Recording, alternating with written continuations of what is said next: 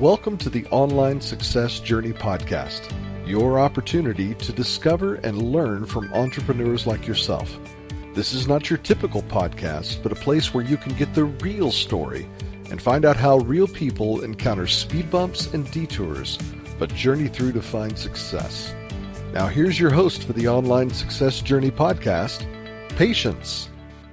Hello everyone and welcome to Online Success Journey. This is episode 254. Today we have Cara Macklin, a multi-award winning businesswoman, entrepreneur, success coach specializing in innovative thinking, powerful mindset, and creating a meaningful change.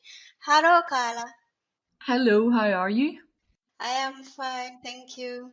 I know Declan, he's anxious to hear your story. So let's get started with the basics. Can you tell my client a little bit about your background, about what you did before you started your own online business? No problem, Patience. So you and I have a few things in common. So my first business when I was a child, I made jewelry for my mum's friends. And then as a teenager, I organised buses to local nightclubs for my school friends. So being an entrepreneur was probably always in my DNA. I grew up in my family business in Northern Ireland. So my parents have a hotel and elderly care homes. So again, I believe your background is nursing. Yes, I am. Yeah, so I grew up in that environment.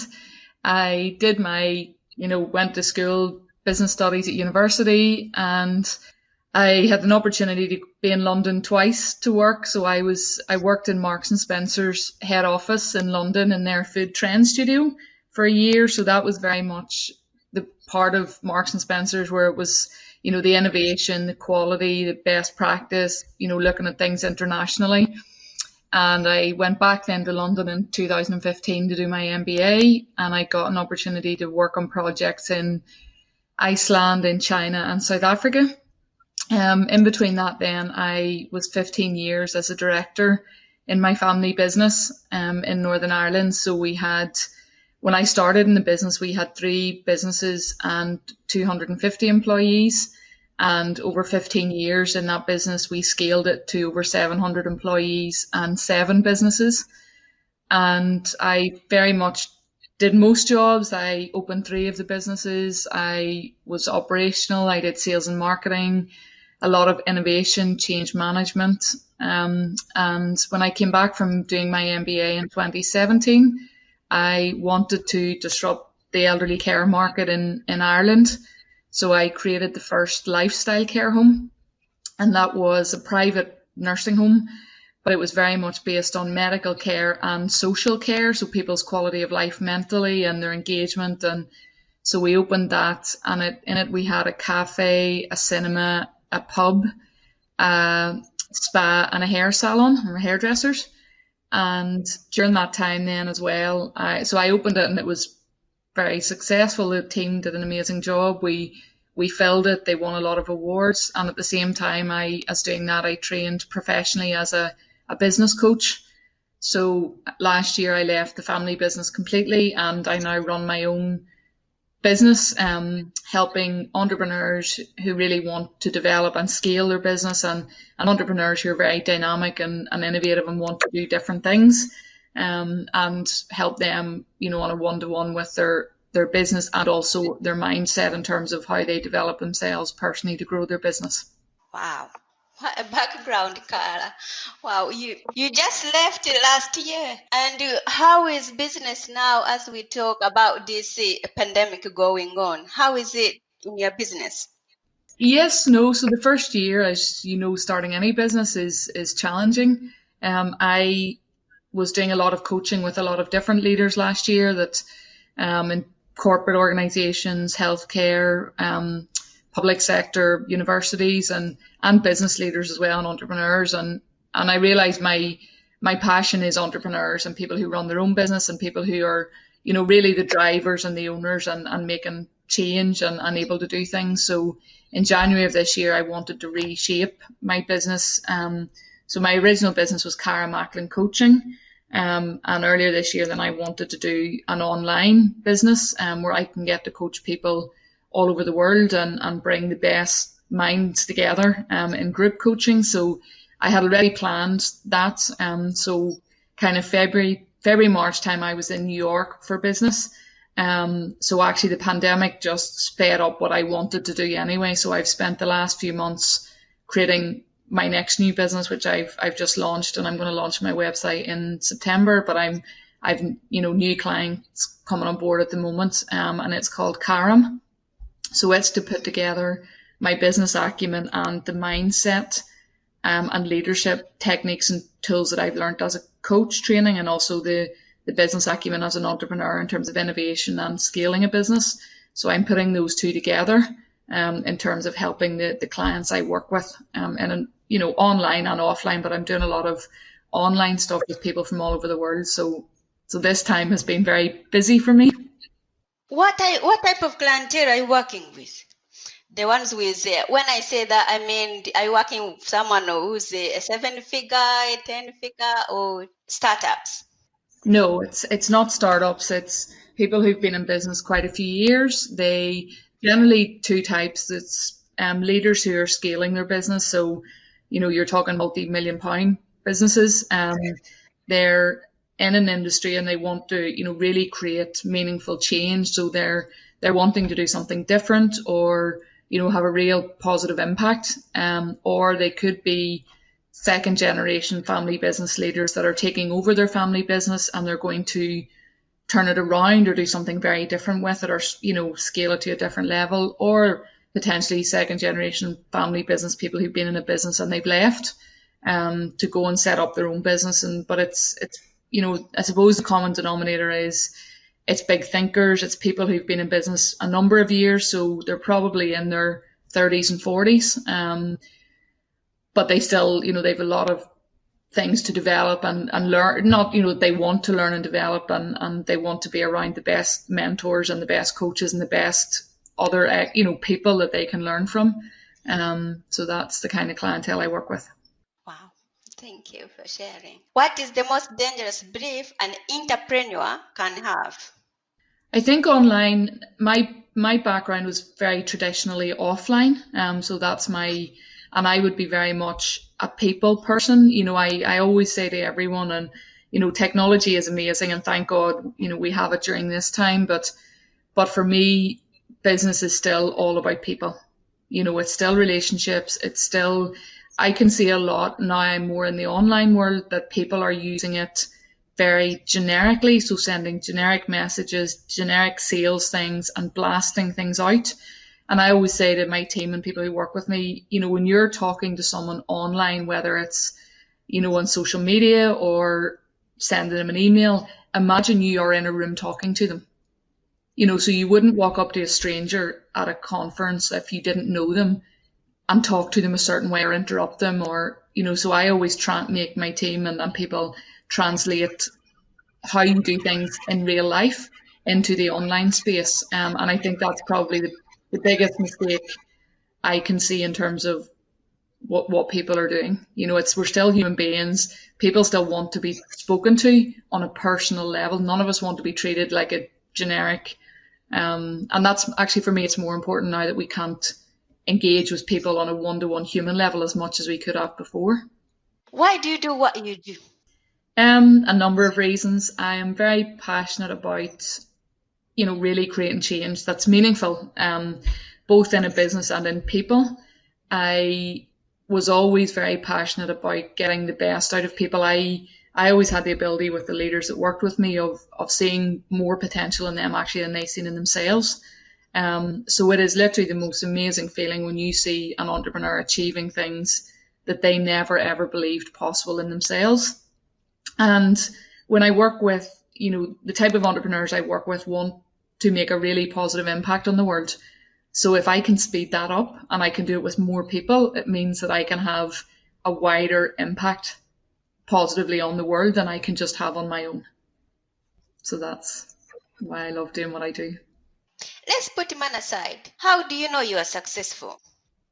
My biggest tangible is obviously the success in the people I work with. So when I see their success, their business success, their confidence, their they're in their flow in terms of we all know, and I mean, as a nurse, you'll know in your, nurses in my experience are very intuitive. You can just see when people are doing what they should be doing and their overall well-being is much better. Success for me as well is when you can see what business for me is, and entrepreneurs, it's the impact they have on society. So it's the jobs they create, it's the positive things. So healthcare, for example, when I disrupted the elderly healthcare market, the success in that was, okay, yes, as you say, initially financially, but that's not what it's all about. I could see firsthand the impact we were having on older people's lives. Their lives were transformed, their health was transformed, their families' lives were transformed, their grandkids. So when you can see that and know that you played a part in that, it's, for me, that's more than any money could give you. Can anyone be an entrepreneur, or are some people more cut out for it than others? People ask me this question a lot. Do I think entrepreneurs are born or made?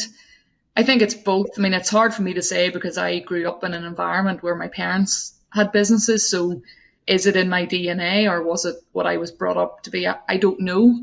I think anybody can do it. What I would say is, I always say to people, I love the new age entrepreneurs. It's not a traditional suited and booted, and, so it's much more variety now in terms of entrepreneurs. And so if we use Mark Zuckerberg as an example, I think it is amazing that he disrupted the perception of an entrepreneur in terms of the image. The one thing I do worry about is people, and social media has fueled this as well, people look at the life of an entrepreneur, and, Mark Zuckerberg being the ultimate, particularly in the younger generation, that you wear a tracksuit and you sit in your dorm room or university room and you do some coding on a laptop and you create this unicorn business.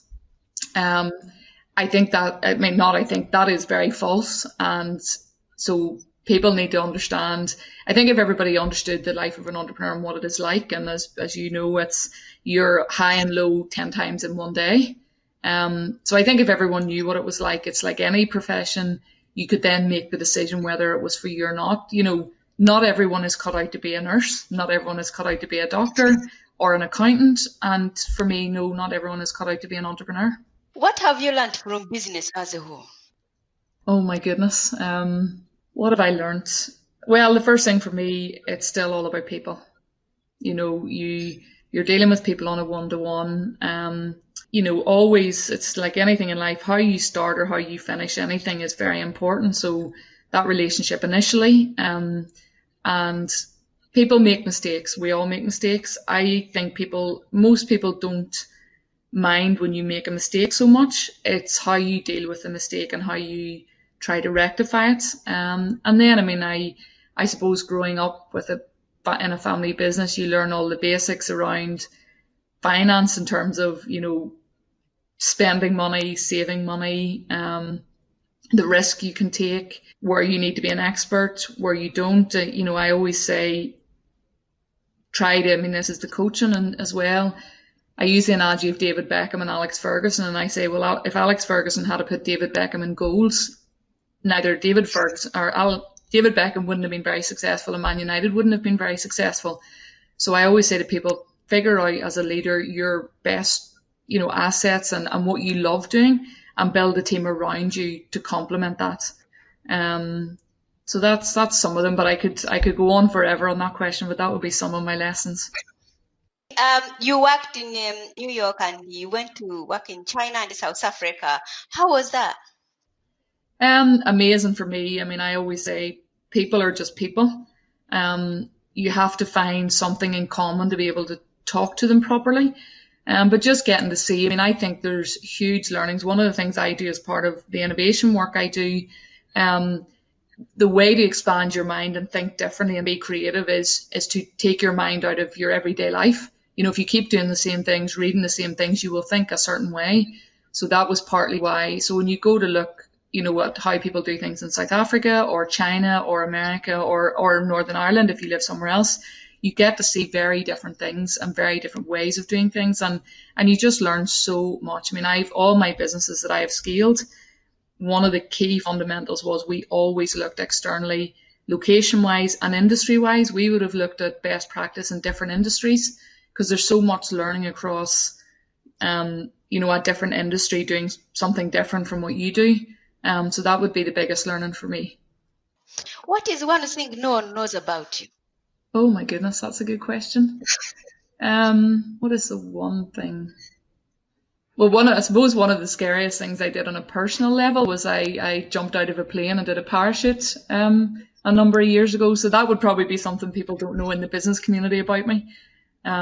So yeah, when I was in New Zealand, I jumped out. Another thing that, well, it's more my friends know, but one of my dreams personally is to be on Strictly Come Dancing. Yeah. Wow, you can dance. Well, I'm not a dancer, but that would be my dream on a personal level. So that's something that's, not a business or not the norm. What grounds you? What grounds me? My friends, and life in Northern Ireland is amazing because and I'm saying this in the most complimentary way, it's very simple in that we have the best nature here, the best beaches, it's a slower pace. So in my business and, being an entrepreneur and how my mind works, I do everything very quickly, and I want, so I need to have the opposite of that. So I need to have fresh air and, go out for a day and walk along the beach and not just, or travel. Sometimes I travel and just take a week off and do something very simple. So that would definitely ground me in terms of just relaxing and switching off. Do you have mentors in your business? Yes, I've always had mentors and coaches from, my first role in the family business. I was 24 managing, and you'll know the complexities of this. So I was managing a nursing home with 75 residents and 120 staff. So that was at 24. And I've been so lucky in my life. I've had amazing business mentors, mindset coaches. And I am, people could say, yes, I'm biased because I'm a coach, and I'm not saying it because I'm a coach. All the most successful people. I read an article this week that Richard Branson, he has named lots of his mentors in his life, and he wrote an article about it. And one of his mentors actually was Mo Mowlam, who was very heavily involved in the peace process in Northern Ireland as our in government, an amazing lady. So yes, for me, it is fundamental in terms of your success.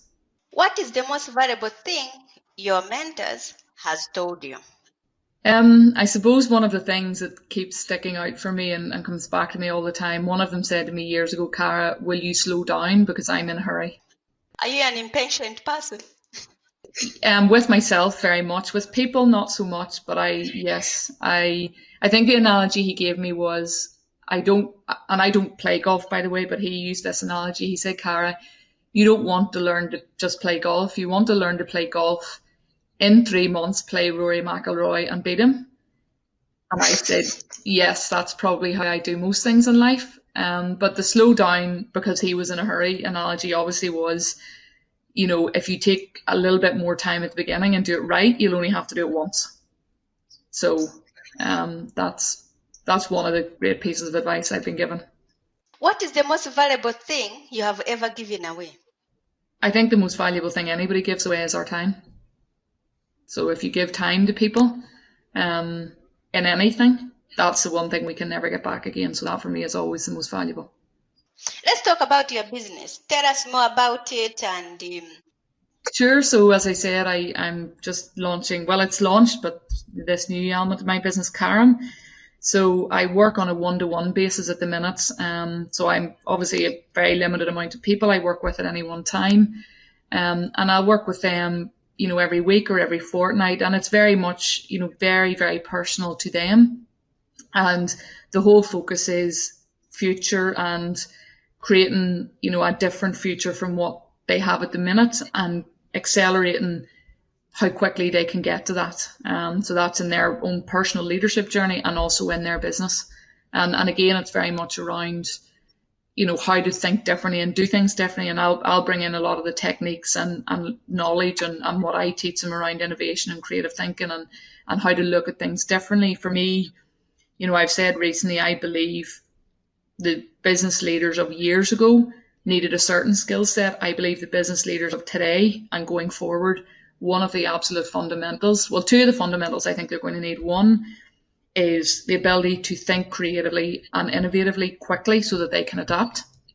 And two is intuition and the ability to get the best out of their people, because no longer is it, a leader is not an expert anymore, because they can't be, because the world is moving so quickly, things are moving so quickly. So it's a much more intuitive and the ability to get more and better out of their team who are the experts. For me, that's going to be absolutely. So that's the two pieces I work on more than anything, or, with the leaders and the entrepreneurs that I work with. Where can we find your business and how can we connect with you? Yes, of course. So I'm on LinkedIn. So just Cara Macklin is on LinkedIn. But the easiest way at the minute to, if someone wants to reach out and even just ask me a question or how I work, or, I'd be delighted. I have a webinar that I can send people. So if they want to reach out, I can send it to them in terms of how I work and who I am. So my email address is hello@caramacklin.com. So it's CARAMACKLIN.com. And I'd say if anyone wants, I have a free tutorial in terms of, my experience and what I've learned. And I'm happy to share that with people, to help them in their own journey. Thank you for sharing. So, Clan, there will be more from Carl in a moment. If you are listening on one of the many podcasting platforms rather than my website and you are encouraged by Carla's journey, go to onlinesuccessjourney.com for a bonus portion of the interview. The Online Success Journey is a wonderful membership community built for people searching for the path to success. We are one big clan and you can be part of this community for free. Once you have joined the clan, click on part of Carla's journey or over 200 plus other journeys that are available and learn how you can find the right path for your own online success journey. That's a wrap, clan. Remember, success is a journey. Patience and Carla. This is not the end of the journey. We hope you've enjoyed listening to part 1 and want to be sure you know there is a second part to this and every journey podcast at onlinesuccessjourney.com, filled with even more success tips, uplifting stories, and even a bit of fun. There are dozens of episodes only available to the members of the Online Success Journey clan. Check out the website and click on Join the Clan for more information. Patience would like to thank you for listening to this podcast, and she has a free audio gift for you at her website. Go to onlinesuccessjourney.com for instant access to this gift. Of course, you know that listening to the journeys of others helps each of us chart our own path.